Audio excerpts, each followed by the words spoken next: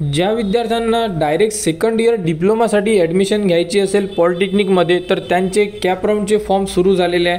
Cap राऊंडचे form कसे भरायचे या संदर्भात संपूर्ण अपडेट आपण या व्हिडिओमध्ये बघणार आहे, तर व्हिडिओ शेवटपर्यंत बघा आणि डायरेक्ट सेकंड इयर डिप्लोमाबद्दल संपूर्ण अपडेट A to Z तुम्हाला आपल्या चॅनलवर देण्यात येणार। त्यासाठी आपल्या चॅनलला आजच सबस्क्राईब करून ठेवा, जेणेकरून येणाऱ्या संपूर्ण अपडेट तुमच्यापर्यंत पोहोचल्या पाहिजे। तर सर्वप्रथम तुम्हाला डायरेक्ट सेकंड इयर डिप्लोमाच्या साईटला यायचं आहे। साईट तुम्हाला व्हिडिओच्या डिस्क्रिप्शनमध्ये दिलेली आहे, तिथून तुम्ही डायरेक्टली साईटवर येऊ शकता। साईटवर आल्यानंतर बघू शकता अशा प्रकारे तुम्हाला संपूर्ण ऑप्शन दिसून पडेल। यामध्ये जे डॉक्युमेंट्स लागणार आहे तो सुद्धा व्हिडिओ या व्हिडिओच्या डिस्क्रिप्शनमध्ये दिलेला आहे, तो व्हिडिओ सुद्धा तुम्ही बघू शकता। डॉक्युमेंट लिस्ट सुद्धा विद्यार्थ्यांना लागणार आहे, तर बघू शकता अशा प्रकारे तुम्हाला संपूर्ण ऑप्शन दिसून पडेल। तर यामध्ये इथे आपल्याला न्यू रजिस्ट्रेशनचा ऑप्शन दिलेला आहे, तर आपल्याला एक नंबरला जे ऑप्शन आहे न्यू रजिस्ट्रेशन, तिथे तुम्हाला क्लिक करायचं आहे। इथे क्लिक केल्यानंतर बघू शकता तुम्ही की सर्वप्रथम तुम्हाला इथे तुमचं नाव टाकायचं आहे। नाव तुम्हाला बघू शकता 10वीच्या मार्कशीटनुसार नाव टाकायचं आहे, इथे ऑलरेडी सांगितलेलं आहे। त्यानंतर तुम्हाला तुमची ईमेल ID, मोबाईल नंबर, इथून तुम्हाला तुमचं स्टेट, इथून डिस्ट्रिक्ट, त्यानंतर एक पासवर्ड सेट करायचा आहे। पासवर्ड असा सेट करा की तो तुमच्या लक्षात राहणार आणि नोट करून सुद्धा तुम्ही ठेवू शकता। तर पासवर्ड व्यवस्थित नोट करा, कारण की ॲडमिशन प्रोसेसमध्ये संपूर्ण म्हणजे एंडपर्यंत तुम्हाला तोच पासवर्ड लागणार आहे। तर अशा प्रकारे संपूर्ण माहिती फिल करून घ्या आणि त्यानंतर रजिस्टरला क्लिक करा। रजिस्टरला क्लिक केल्यानंतर तुमच्या मोबाईल नंबरवर एक OTP येणार, तो OTP तुम्हाला टाकून तुमचे रजिस्ट्रेशन कंप्लीट करायचे आहे। तर बघू शकता अशा प्रकारे तुम्हाला संपूर्ण ऑप्शन दिसून पडेल। तर यामध्ये तुमची इन्फॉर्मेशन, नाव वगैरे एकदा चेक करा, मोबाईल नंबरसुद्धा चेक करा आणि त्यानंतर तुमच्या मोबाईल नंबरवर जो OTP आलेला आहे तो OTP इथे इन्सर्ट करा आणि त्यानंतर सबमिटला क्लिक करा। त्यानंतर बघू शकता तुम्हाला तुमचे नाव 10वीच्या मार्कशीटनुसार, त्यानंतर तुमचा रजिस्ट्रेशन नंबर तुम्हाला दिसून पडेल। तो रजिस्ट्रेशन नंबर तुम्हाला मेसेजसुद्धा आलेला आहे, नोट करून ठेवा। त्यानंतर आपल्याला आता लॉग इन करून घ्यायचं आहे, तर लॉग इनला क्लिक करा। त्यानंतर बघू शकता लॉग इनसाठी तुम्हाला जो ID आता मिळालेला आहे तो ID टाकायचा आहे। त्यानंतर तुम्ही जो पासवर्ड सेट केलेला आहे तो पासवर्ड टाकायचा आहे, खाली दिलेला कॅप्चा टाकायचा आहे आणि त्यानंतर लॉग इन करायचा आहे, म्हणजे आपण आपल्या प्रोफाईलमध्ये इन्सर्ट होणार। आणि त्यानंतर तुम्हाला कॅप राऊंडचा संपूर्ण फॉर्म फिलअप करायचा आहे। तर सर्वप्रथम लॉग इन करून घ्या। लॉग इन केल्यानंतर बघू शकता तुमच्यासमोर दोन ऑप्शन आहे, ई स्क्रुनिटी आणि फिजिकल स्क्रुनिटी। तर सर्वप्रथम आपण यामधला फरक समजून घेऊ। ई स्क्रुनिटीमध्ये तुमचे डॉक्युमेंट्स हे ऑनलाईनमध्ये व्हेरीफाय होणार, यामध्ये तुम्हाला कुठेही जायची गरज नाही आहे। फिजिकल स्क्रुनिटीमध्ये तुम्हाला अपॉइंटमेंट घ्यायची आहे आणि ज्या कॉलेजची तुम्ही अपॉइंटमेंट घेणार, ज्या वेळेवर घेणार, ज्या डेटनुसार घेणार, त्या वेळेवर तुम्हाला तिथे प्रेझेंट राहायचं आहे आणि तुमचे डॉक्युमेंट्स तिथे जेही रिस्पेक्टेड पर्सन असेल त्यांच्याकडून डॉक्युमेंट्स व्हेरीफाय करून घ्यायचे आहे। अशा प्रकारे दोनमधला हा डिफरन्स असणार आहे। तर ज्या विद्यार्थ्यांच्या घराजवळ कॉलेज असेल त्या विद्यार्थ्यांनी फिजिकल स्क्रुनिटी चूज करा असे माझे तरी मत आहे, आणि ज्यांच्या घराजवळ कॉलेज नाही आहे, ग्रामीणमध्ये असेल तर तुम्ही ई स्क्रुनिटी घेऊ शकता। परंतु विद्यार्थ्यांना जास्तीत जास्त करून फिजिकल स्क्रुनिटी घ्यावी, कारण की यामध्ये तुम्हाला तुमच्या डोळ्यासमोर तुमचे डॉक्युमेंट्स व्हेरीफाय होणार आणि तुम्हाला लगेच तिथून लेटर मिळणार। आणि तुम्ही जर ई स्क्रुनिटी घेतली म्हणजे ऑनलाईन व्हेरिफिकेशन जर चूज केलं तर तुमच्या फॉर्ममध्ये जर त्रुटी आली तर तुम्हाला लॉग इन करून चेक करावं लागेल की आपल्या फॉर्ममधली त्रुटी कंप्लीट झालेली आहे किंवा नाही आहे, आणि जर ती त्रुटी पेंडिंग राहिली तर तुमचं नाव मेरिट लिस्टमध्ये येणार नाही आहे। त्यामुळे जास्तीत जास्त विद्यार्थ्यांनी फिजिकल स्क्रुनिटी चूज करा असे माझे ओन मत आहे। तरीसुद्धा तुम्हाला जेही दोनपैकी व्यवस्थित वाटत असेल यामधून तुम्ही सिलेक्ट करू शकता। जर तुम्ही फिजिकल स्क्रुनिटी चूज करत असाल, आपण फिजिकल स्क्रुनिटीवाला ऑप्शन यामध्ये चूज करणार आहे, तर फिजिकल स्क्रुनिटीला क्लिक करावं लागेल आणि त्यानंतर सेव्ह मोडला क्लिक करावं लागेल। त्यानंतर तुम्हाला इथून तुमचा जिल्हा सिलेक्ट करावा लागेल, म्हणजे तुम्हाला व्हेरिफिकेशन कुठं करायचं आहे। तर यामधून तुम्हाला एक डिस्ट्रिक्ट चूज करा, जेही तुमच्या जवळ असेल तुम्ही तिथून तुमचे डॉक्युमेंट्स व्हेरीफाय करू शकता। तर यामधून सर्वप्रथम तुम्ही डिस्ट्रिक्ट चूज करा, त्यानंतर तुम्हाला डायरेक्टली कॉलेजचे नाव येतील, त्या कॉलेजच्या लिस्टमधून तुम्हाला जेही कॉलेज जवळ पडत असेल डॉक्युमेंट व्हेरिफिकेशनसाठी ते तुम्ही चूज करू शकता। तर बघू शकता अशा प्रकारे आम्ही एक जिल्हा सिलेक्ट केलेला आहे। त्यानंतर 3 कॉलेज आलेले आहे, जवळ तुमच्या जेही कॉलेज पडत असेल यामधून तुम्ही सिलेक्ट करू शकता। तर आम्हाला जे कॉलेज जवळ पडत आहे आम्ही यामधून सिलेक्ट करतोय। त्यानंतर इथून आम्हाला डेट सिलेक्ट करायची आहे, तुम्हाला सुद्धा सेम टू सेम करावं लागेल।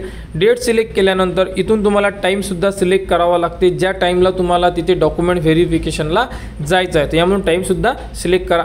सेव्ह करून घ्या। सेव्ह केल्यानंतर आपल्याला आता proceed further to fill application फॉर्मला क्लिक करावं लागेल, जेणेकरून राहिलेला संपूर्ण जो फॉर्म असेल तो आता आपण फिल करणार आहे, तर तिथे क्लिक करा।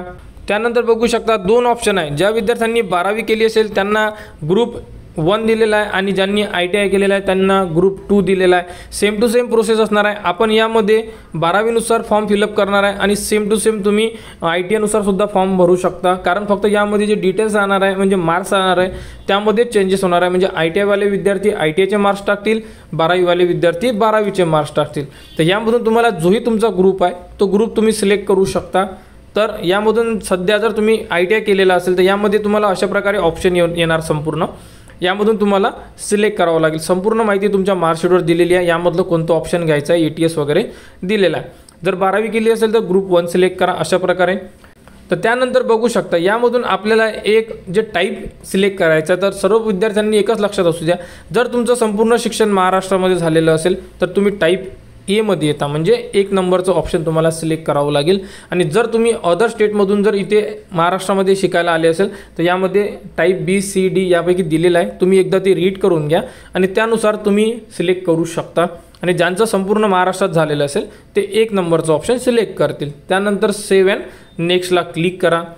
त्यानंतर बघू शकता की इथे विचारण्यात आलेलं आहे की तुमची 12वी जी आहे ही कोणत्या डिस्ट्रिक्टमधून झालेली आहे, तर तुम्हाला इथे तुमची डिस्ट्रिक्ट चूज करावी लागेल। ज्या जिल्ह्यामधून तुमची 12वी झालेली आहे तो जिल्हा इथे सिलेक्ट करा तुम्ही, आणि सिलेक्ट केल्यानंतर सेव्ह अँड प्रोसीडला क्लिक करा।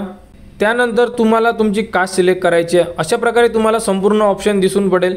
यामध्ये ओपन कॅटेगरीमधले विद्यार्थी जनरल कॅटेगरी सिलेक्ट करतील म्हणजे 1 नंबरचं ऑप्शन, आणि जे विद्यार्थी कास्टमध्ये येतात ते विद्यार्थी 2nd नंबरचं ऑप्शन आहे म्हणजे रिझर्वेशन, तिथे क्लिक करणार। तिथे क्लिक केल्यानंतर तर तुमची जी कास्ट आहे ही तुमच्या कास्ट सर्टिफिकेटवर नमूद केलेली आहे, त्यावरती बघून तुम्ही तुमचा फॉर्म भरा, कारण की भरपूर विद्यार्थी इथे मिस्टेक करतात। तर कास्ट चुकायला नको, कारण कास्ट ही भरपूर इम्पॉर्टंट असणार आहे। तर तिथे सिलेक्ट करा। सिलेक्ट केल्यानंतर बघा अशा प्रकारे तुम्हाला संपूर्ण ऑप्शन येईल। यामधून तुमची जीही कास्ट आहे SC ST OBC VJ SC BC select करा। आमची OBC आहे, आम्ही इथे OBC सिलेक्ट करणार आहे। बघू शकता तुम्ही सुद्धा या प्रकारे सिलेक्ट करा। फक्त तुमच्या कास्ट सर्टिफिकेटवर जी कास्ट दिलेली असेल तीच कास्ट तुम्ही यामध्ये सिलेक्ट करणार। त्यानंतर तुम्हाला जी कास्ट सर्टिफिकेट आहे कोणी दिलेली आहे, तुमच्या कास्ट सर्टिफिकेटवर बघू शकता तुम्ही स्टॅम्प मारलेला आहे, त्या स्टॅम्पवरती दिलेला आहे सब डिव्हिजनल ऑफिसर किंवा कलेक्टर DY कलेक्टर अशा प्रकारे तिथे ऑप्शन दिलेले आहे। तुम्ही बघू शकता सर्वात खाली ते ऑप्शन दिलेलं आहे, त्यामधून एकदा चेक करा आणि त्यामध्ये जे ऑप्शन दिलेलं आहे यामध्ये सुद्धा ते ऑप्शन आहे, तुम्ही यामधून ते सिलेक्ट करा। त्यानंतर तुमची कास्ट कोणती आहे, जसे की OBC असल्यावर कुणबी माळी तेली यामधून पोटजातसुद्धा सिलेक्ट करायची आहे। आमची कुणबी असल्यामुळे यामधलं आम्ही कुणबी ऑप्शन शोधून 83 नंबरचं इथे सिलेक्ट करतोय। अशा प्रकारे तुम्ही सुद्धा संपूर्ण ऑप्शन सिलेक्ट करू शकता। जसे व्हिडिओमध्ये दाखवले आहे त्याचप्रमाणे करा। कुठेही अडचण आल्यास तुम्ही कमेंट्स करा, कमेंट्सवर सुद्धा तुम्हाला संपूर्ण माहिती दिल्या जाणार। त्याचप्रमाणे तुम्ही आपले टेलिग्राम चॅनलसुद्धा जॉईन करू शकता, डॉक्युमेंट्स अपडेट तिथे देणे सुरू राहणार आहे। त्यानंतर रिझर्वेशन आहे, दिव्यांग म्हणजे हँडिकॅप आहे का, असाल तर यस करा, अदरवाईज नो करा। त्यानंतर ऑर्फन अनाथ आहात का, असाल तर यस करा, अदरवाईज नो करा। त्यानंतर डिफेन्स म्हणजे तुमचे वडील आर्मी नेव्हीमध्ये होते का, असाल तर तुम्ही रिझर्वेशन घेऊ इच्छिता का, असाल तर यस करा, अदरवाईज तिथे नो करा। अशा प्रकारे संपूर्ण फॉर्म फिल करा। त्यानंतर 4 डॉक्युमेंट दाखवलेले आहे, यामधून तुम्हाला एक डॉक्युमेंट द्यायचं आहे। नॅशनॅलिटी असेल तर देऊ शकता, TC सुद्धा देऊ शकता किंवा पासपोर्ट किंवा बर्थ सर्टिफिकेट, या 4 मधून तुम्ही एक कोणतीही डॉक्युमेंट देऊ शकता। भरपूर सारे विद्यार्थ्यांनी नॅशनॅलिटी सर्टिफिकेट काढलेला आहे, तर तुम्ही नॅशनॅलिटीला सुद्धा क्लिक करू शकता। त्यानंतर सेव्ह अँड प्रोसीडला क्लिक करा। संपूर्ण माहिती प्रॉपर चेक करत चला। त्यानंतर बघू शकता यामध्ये तुम्हाला सर्वप्रथम तुमचं जे स्टेट बोर्ड आहे किंवा CBSE बोर्ड आहे इथून सिलेक्ट करायचं आहे। त्यानंतर कोणत्या वर्षी तुम्ही 12वी पास केलेली आहे इथून तुम्हाला सिलेक्ट करायचं आहे। त्यानंतर 12वीचा रोल नंबर, त्यानंतर तुमचे नाव तुम्हाला दिसून पडेल, त्यानंतर आईचे नाव. अशा प्रकारे तुम्हाला संपूर्ण माहिती फिल करून घ्यायची आहे. ITIचे विद्यार्थीसुद्धा सेम टू सेम फिल करतील. अशाच प्रकारे कुठे अडचण आल्यास तुम्ही कमेंट्स करा. त्यानंतर 12वीला तुम्हाला जेही सब्जेक्ट होते यामध्ये संपूर्ण सब्जेक्ट दाखवलेले आहे. मार्कशीटवर जेवढे सब्जेक्ट होते यामधले सब्जेक्ट सिलेक्ट करायचे आहे. तर यामधले तुम्ही अशा प्रकारे सब्जेक्ट सिलेक्ट करू शकता. कोणाला कॉम्प्युटर सायन्स असेल, मॅथ्स, केमिस्ट्री, फिजिक्स, अशा प्रकारे संपूर्ण ऑप्शन क्लिक करून घ्या जेही तुमच्या मार्कशीटवर असेल त्याप्रमाणे. त्यानंतर तुम्हाला इथे किती मार्क्स मिळालेले आहे, 12वीमध्ये मार्क्स ऑप्टेन म्हणजे किती मिळालेले आहे. त्यानंतर आउट ऑफ म्हणजे कितीपैकी, जर तुम्हाला 600 पैकी 400 मिळाले असेल तर तुम्हाला अशा प्रकारे इथे नमूद करायचे आहे. पर्सेंटेज ॲटोमॅटिक येऊन जाणार. त्यानंतर 10वीची इन्फॉर्मेशन तुम्हाला ॲड करायची आहे. बोर्ड चूज करा, रोल नंबर, पासिंग. त्यानंतर मॅथ्स, सायन्स आणि इंग्लिशचे सब्जेक्ट तुम्हाला इथे ॲड करायचे आहे. अशा प्रकारे संपूर्ण माहिती फिल करा. एक नाही 2 वेळा चेक करा. कुठे काही मिस्टेक असेल तर तुम्ही आता एडिट करू शकता. संपूर्ण माहिती फिल करा. जर तुम्हाला वाटत आहे ओके आहे तर तुम्ही सेव्ह अँड प्रोसीडला क्लिक करू शकता. सेव्ह अँड प्रोसीडला क्लिक करायच्या अगोदर परत एकदा चेक करा कुठे काही स्पेलिंग मिस्टेक, मार्क्स कमी जास्त झालेले आहे का. त्यानंतर बघू शकता तुम्हाला तुमचे नाव दिसेल. जन्मतारीख टाका, जेंडर सिलेक्ट करा, मेल फिमेल. उत्पन्न किती आहे, 1 लाख आहे, 2 लाख आहे, यामधून सिलेक्ट करा. तुमचा धर्म सिलेक्ट करा, हिंदू, मुस्लिम जेही असेल तुम्ही सिलेक्ट करू शकता. त्यानंतर mother tongue, Hindi, English, Marathi जे तुमची असेल ते तुम्ही सिलेक्ट करू शकता. अशा प्रकारे संपूर्ण माहिती तुम्हाला फिल करून घ्यायची आहे. नंतर मायनॉरिटी असेल तर तुम्ही त्याबद्दलचं रिझर्वेशन घेऊ शकता.